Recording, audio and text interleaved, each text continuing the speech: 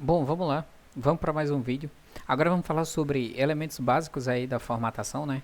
E vamos começar por caracteres que são reservados. Caracteres reservados nada mais é do que aqueles caracteres em que você não pode inserir diretamente no texto, porque eles são usados para fazer alguns comandos no LaTeX. Exemplo, olha aqui. Nesse pacote geometria que eu utilizei, veja que tem as chaves abrindo e a chave fechando sendo usada, assim como a chave reta. Agora, imagine aí. Vamos dizer que você está tratando de um determinado assunto, como por exemplo, conjuntos em matemática, e aí eu quero informar um conjunto. Por exemplo, ó, dado um conjunto, aí eu vou botar abre chave, fecha chave, 1, 2, 3, 4, e aí reticências. Beleza. Vou dar um compilar aqui novamente. E observe o que aconteceu. Ó. Aqui no PDF, apareceu realmente o que eu coloquei lá. Dado um conjunto 1, 2, 3, 4. Só que tem um detalhe aí, né? Não apareceu as chaves do conjunto. E para definir conjunto, eu preciso que tenha aquelas chaves. Para poder resolver essa situação, o que você tem que fazer é pegar e inserir antes dos símbolos que você está usando uma contrabarra. Como se fosse um comando. Ó. Inserir a contrabarra antes dessa chave, inserir a contrabarra antes dessa outra chave. Quando eu faço essa compilação novamente, veja que agora resolveu. Ó. Voltando ao PDF, apareceu certinho. Ó. Dado um conjunto, e aí aparece aqui o conjunto de maneira bonita.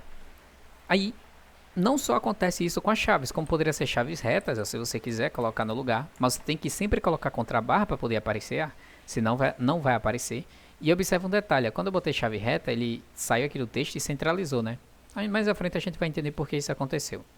E a mesma coisa também aconteceria se eu tivesse que inserir, por exemplo, o símbolo de porcentagens. Por exemplo, vamos dizer assim, dado o conjunto em que 90%, 90% das pessoas são daltônicas. Observe o que aconteceu aqui. Ó. Quando eu botei o símbolo de porcentagem, tudo que veio após ele ficou cinza, ou seja, virou um comentário. Porque, como eu disse antes, a porcentagem é usada para fazer comentários no documento. Então, como é que eu usaria ele no meu documento? Ó? Porque se eu copiar e olhar aqui, veja que apareceu aqui, ó, dado um conjunto em que 90, e aí começou o texto aleatório. Para poder resolver, mesma coisa, contrabarra. E agora sim eu posso copiar e usar novamente e ficou tudo ok, ó. Dado o conjunto em que 90%. Então é importante lembrar bem disso aí porque isso pode dar muito erro em código. Claro que não é somente com esses símbolos, tem vários outros. Eu vou colar aqui alguns que vocês vão ver bastante. E o mais especial de todos é a barra. Porque, por exemplo, vamos dizer que eu queira dizer assim: use, use esse símbolo aqui para fazer um comando. Aí eu vou e coloco o símbolo, que é a barra. Se eu copiar, você vai ver que não vai aparecer no meu documento. E por que não vai aparecer? Porque essa barra ela é um caractere reservado. Então, olha aí, use esse símbolo para fazer um comando e o símbolo não aparece. Ah, mas é fácil, isso aí você já mostrou. É só pegar e inserir uma contrabarra. Porque se eu inserir a contrabarra na própria contrabarra, ela tem que aparecer no texto. Quando a gente vai lá no texto e olha se isso aconteceu, deixa eu só, opa, compilar novamente que deu erro. Observa que não mudou, para fazer um comando tal, e ela não apareceu. Então, não dá certo. E para isso, existem comandos que inserem símbolos também. E a gente vai ver uma aula específica só de símbolos. Mas aqui, para você poder inserir a contrabarra, você vai digitar contrabarra em inglês, que é backslash, né? E slash, assim.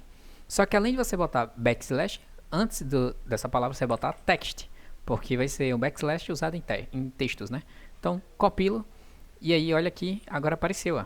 Tá bem ali do lado da palavra comando, bem fininha. Então tá aqui. Ou seja, realmente funcionou. Então, isso são caracteres reservados, lembre bem dessa palavra. É assim como acontece em linguagem de programação, caso você saiba a programação, aqui no LaTeX também tem algumas que são reservadas. Eu vou listar aqui algumas que são reservadas para você saber, botar aqui no início. Eita, que é isso aqui? O código aqui deu uma bugada, deixa eu só recarregar a página. Então, e aí aqui eu vou colocar os caracteres que são especiais. Tirando esse daqui. E aí eu tenho aqui eles, ó.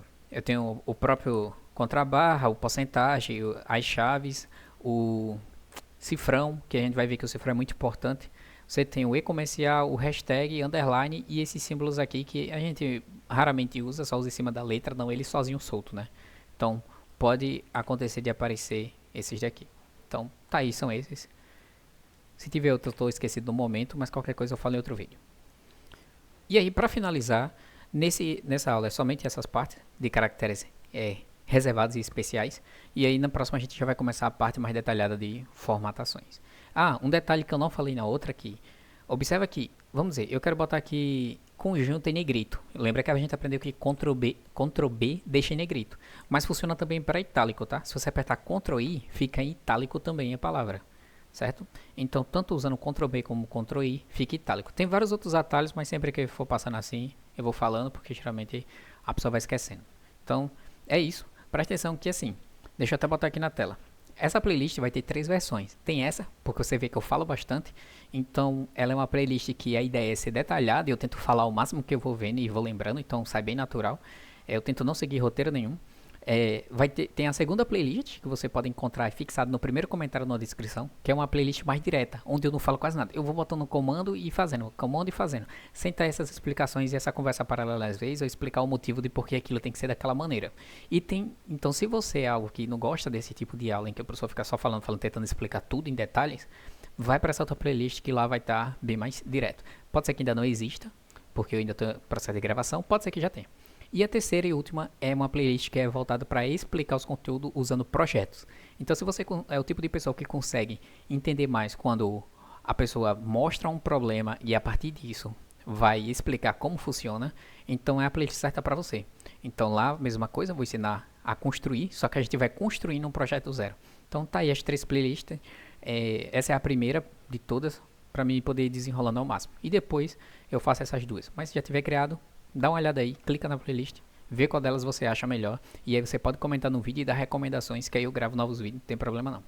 Eu vou mostrar rapidamente quais são os livros que eu uso de referência, caso você goste de ler livros também. E também da onde eu vou tirar os conteúdos que eu vou explicar aqui. Então, deixa eu compartilhar a tela aqui. Os livros que eu vou utilizar vai ser esse daqui, em especial esse daqui, que é um livro de LaTeX desse autor aqui, Tomás Tibor. Esse livro ele está escrito em húngaro, é o único problema dele, mas ele é o livro mais completo que eu conheço de LaTeX. E ele é sempre bem atualizado. Por exemplo, hoje é dia 26 de junho, 27 de junho. E aqui ele foi atualizado a última vez dia 12. Então, antes ele atualizava praticamente toda semana. Na verdade, até hoje ele atualiza toda semana. E aí ele está sempre disponível nesse link aqui, ó. Tá aí na descrição do vídeo, nas referências, tá bom? O segundo livro que eu vou usar aqui também tá na referência, é um livro extremamente famoso, que é esse aqui, LaTeX em 24 horas. Mas não é literalmente 24 horas, é que ele separa os capítulos como fosse horas, mas nada de 24 horas para aprender tudo que tá aqui. E aí, também ele é muito bom e ele foi disponibilizado gratuitamente durante a pandemia ou algo assim. Então, é o PDF original, tá certo, da editora. Esse daqui é gratuito, tem no próprio site do autor. Se você tiver aqui no livro, logo aqui nessa página tem aqui o link do site, ó. Clicando no link do site, redireciona para o livro, ok?